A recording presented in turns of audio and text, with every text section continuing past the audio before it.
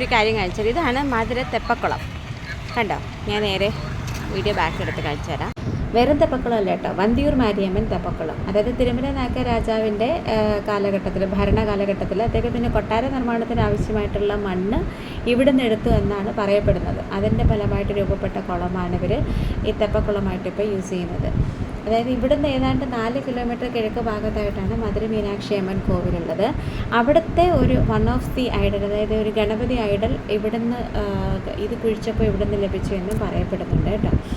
So നല്ലൊരു സ്ഥലമാണ് എല്ലാവർക്കും. നമുക്ക് സാധാരണ ഈവനിങ് സമയത്ത് ഇവിടെ വന്നാലാണ് കാണാൻ നല്ല രസം.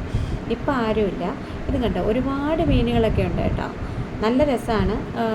സാധാരണ വൈകുന്നേരങ്ങളിലാണ് നമ്മൾ വരുന്നതെന്നുണ്ടെങ്കിൽ ഇതിന് ചുറ്റും ഒരുപാട് കടകളും മറ്റേ നമ്മൾ ഉത്സവപ്പറമ്പിൽ പോയൊരു പ്രതീതിയായിരിക്കും. കടകളും പിന്നെ ഈ ഉത്സവപ്പറമ്പിൽ സാധാരണ കൊണ്ടുവയ്ക്കാറുള്ള ഈ കുട്ടികൾക്ക് കളിക്കാനുള്ള സാധനങ്ങൾ, അത് ഇത് എന്ന് വേണ്ട ഫുഡ്, ഒരു സൈഡിൽ ഫുഡിൻ്റെ, ഒരു സൈഡിൽ വള, കമ്മൽ, മാല, അങ്ങനെ ഇഷ്ടം പോലെ. ഭയങ്കര രസമാണ്. നല്ല വൈബുള്ള സ്ഥലമാണ്.